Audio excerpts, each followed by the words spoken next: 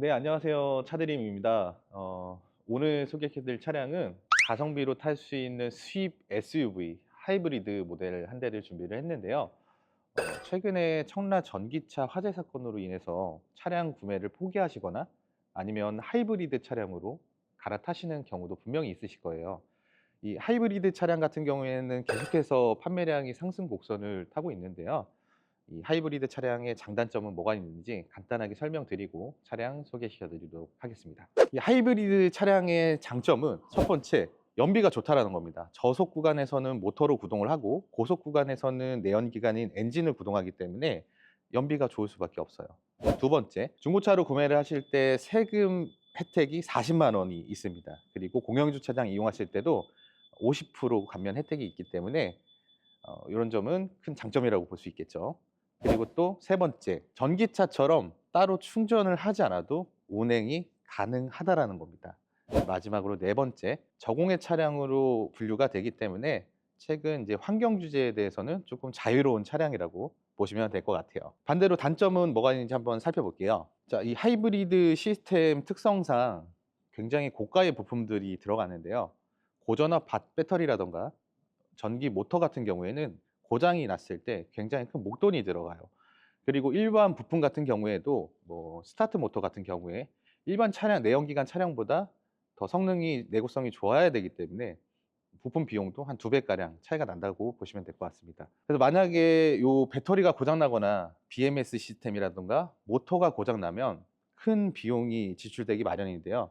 보통은 제조사에서 10년에 20만 킬로라는 주요 부품에 대해서 이제 보증을 해 주고 있는 추세이고요. 한 가지 좀 당부드리고 싶은 말씀은 국내에서 초창기 하이브리드 모델 있잖아요. K5 1세대 하이브리드, 그리고 YF 소나타 1세대 하이브리드, 요런 차량들은 연식도 연식이지만 그때 당시 하이브리드 기술력이 쪼끔 부족했었던 것 같아요. 제 경험상 굉장히 하자 처리를 많이 해 드렸었거든요. 그래서 배터리 불량도 많았었고요. 같이 BMS도, 그러니까 배터리를 제어하는 그런 시스템도 문제가 생겨서 하자 처리를 해 줬던 적이 좀 빈번하게 많았어요. 그래서 하이브리드 차량 구매하실 때 해당 모델들은 좀 꼼꼼히 보시거나 내지는 좀 피해서 다른 모델로 구매하시는 거를 좀 추천을 드릴게요.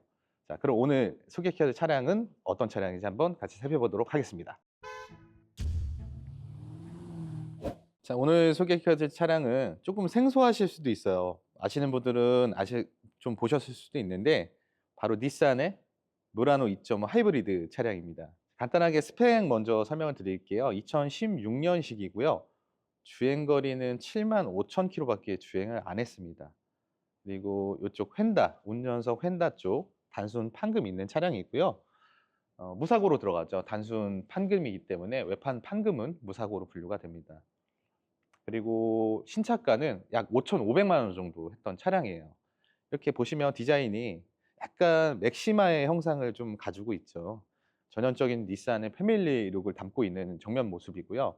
조금 날카롭고 스포티한 디자인을 가지고 있는, 예, 무라노입니다. 측면에서 보시면 측면이 좀 이뻐요. 렉서스 차량들 보시면 그 렉서스 차량이 굉장히 직선 라인을 잘 살리잖아요. 요 무라노 차량도 보시면 요렇게 직선 라인이 많이 잘 살아났습니다. 스포티하고 굉장히 입체적인 모습을 가지고 있는 차량이에요. 앞전 무라노는 약간 둥글둥글한 형태였고요. 이 모델부터는 좀 이렇게 직선 라인이 추가가 되면서 스포티한 모습을 담고 있는 차량이라고 보시면 될 것 같아요.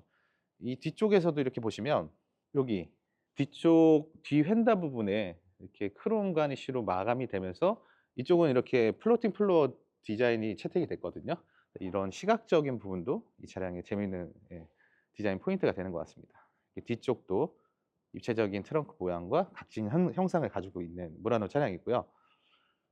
이렇게 보시면 이 차량이 4륜이에요. 상시 4륜 모델이고 전동 트렁크도 적용이 되어 있습니다. 승용차 같은 경우에는 고전압 배터리가 트렁크에 들어가기 때문에 트렁크 공간의 협소에 대한 불만이 좀 있었는데요. SUV 차량으로 나오기 때문에 이렇게 트렁크 공간이 굉장히 넓다는 게 장점일 것 같아요. 전반적으로 도장 상태라던가 지금 미쉐린 타이어가 껴져 있거든요. 타이어 상태도 되게 좋아요. 한 70% 이상. 앞뒤 타이어 뭐 편마모진 거 없고요. 타이어 상태도 옆에 찢어지거나 갈라진 거 없이 굉장히 깔끔하게 유지가 되어 있습니다. 도장 상태도 상당히 좋아요. 여기 좀 문콕이 있네요, 보면. 예, 문콕 같은 거는 조금 있는데 요런 거는 쉽게 복원이 되기 때문에 복원을 해 놓도록 하겠습니다. 전반적으로 봤을 때 외관 상태라든가 뭐 타이어 상태 요런 거는 예, 굉장히 좋아요. 디자인도 스포티하고 옛날 차 느낌이 나는 그런 디자인은 아니에요. 자, 무라노 실내 상태도 한번 체크해 볼게요. 이 무라노의 장점은 실내에 있거든요. 보시면은 실내 공간이 레그룸부터 이 리클라인이 꽤나 돼요. 각도가 뒤로 꽤나 많이 젖혀지기 때문에 뒷좌석 타시는 분들이 굉장히 편안한 편안함, 착자감을 느낄 수 있는 2열 공간이라고 보시면 될 것 같아요. 자, 여기 1열 공간으로 넘어왔는데요. 이렇게 보시면 시동을 걸고, 자, 디자인은 조금 심플한 디자인을 가지고 있는데 이런 소재들이나 마감재 부분들이 프리미엄 SUV라는 느낌을 들게끔 해주는 그런 소재들이에요. 굉장히 디테일하고 일반 차량들이랑은 조금 다른 트림을 채택을 했거든요. 이런 것들이 굉장히 고급스럽게 느껴집니다. 약간 단순한 구조에 고급스러운 마감재로 처리가 되어 있다고 보시면 될 것 같아요. 이렇게 무라노의 실내 모습입니다. 아, 그리고 한 가지 좀 팁을 드리면, 우리가 겨울철에 예열 같은 걸 하잖아요. 저는 예열을 그렇게 오래 하는 편은 아닌데요. 보통 저 RPM이 1000 밑으로 떨어질 때까지의 시간은 좀 주는 편이에요. 근데 하이브리드 같은 경우에는 충전 상태가 완전히 돼 있다고 하면 처음에 이제 엔진 가동을 안 하는 경우가 있어요. 그런 경우에는 겨울철에 요 히터 버튼을 한 칸만 틀어줘도 엔진이 구동이 됩니다. 그렇게 해서 약간의 예열을 시킨 후에 예, 차량을 운행하시는 거를 추천을 드릴게요. 이렇게 해서 실내 모습 함께 살펴봤는데, 여기 이렇게 보시면 파노라마 선루프도 설치가 되어 있어서 굉장히 개방감이 있습니다. 옵션 같은 경우에도 일반 크루즈 컨트롤이 아닌 어댑티브 크루즈 컨트롤이랑, 그다음에 열선 시트, 스마트 키, 전동 트렁크, 전동 스티어링 휠, 그리고 전동 시트까지, 메모리 시트까지 이렇게 적용이 된 모델이라고 보시면 될 것 같아요. 자, 이렇게 무라노 외관부터 내관까지 한번 살펴봤는데요. 왜 오늘 이 차량을 가성비 SUV 하이브리드 모델이라고 말씀을 드렸냐면, 사실상 이 라인업에서 이 가격대에 대안할 만한 그 대안책이 없어요. 같은 라인업인 NX300H, 렉서스 차량의 NX300H 차량만 봐도 같은 스펙을 가지고 있는데도 가격대가 무려 3천만 원이 넘습니다.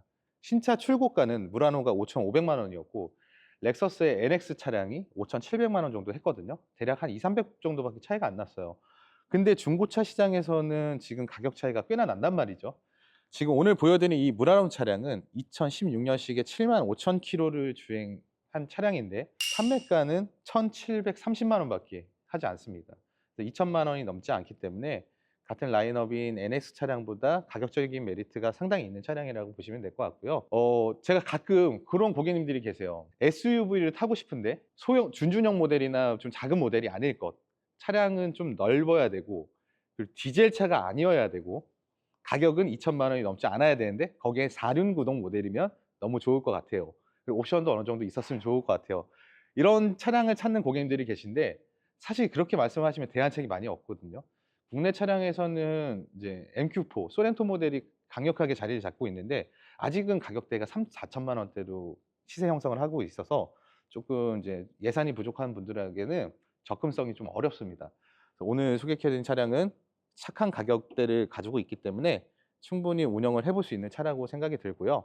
한 가지 좀 말씀드리고 싶은 건 닛산이 2028년도에 철수 계획이 있어요. 이미 발표를 해놓은 부분이기 때문에 그때까지는 AS가 가능한데 그 이후에는 어떻게 될지 사실상 좀 불안정하거든요. 그런 부분들도 충분히 차량 가격에 반영이 됐다고 생각을 합니다. 일본 하면 또 이제 배터리 기술력이 상당히 좋잖아요. 차량도 잔고장도 많이 없고 잘 만든다라고 유명하기도 합니다. 그런 부분들을 믿고 어느 정도 좀 가격이 많이 메리트 있게 내려왔기 때문에 차량 구매하시는데 분명히 도움이 되실 거라고 생각을 합니다. 자, 오늘 이렇게 수입차 중에서도 가성비 있게 운영할 수 있는 무라노 차량에 대해서 설명드렸는데요. 오늘 영상 유익하게 보셨다면 구독과 좋아요, 알림 설정까지 부탁드리겠습니다. 다음엔 더 좋은 차량으로 인사드리도록 하겠습니다. 감사합니다.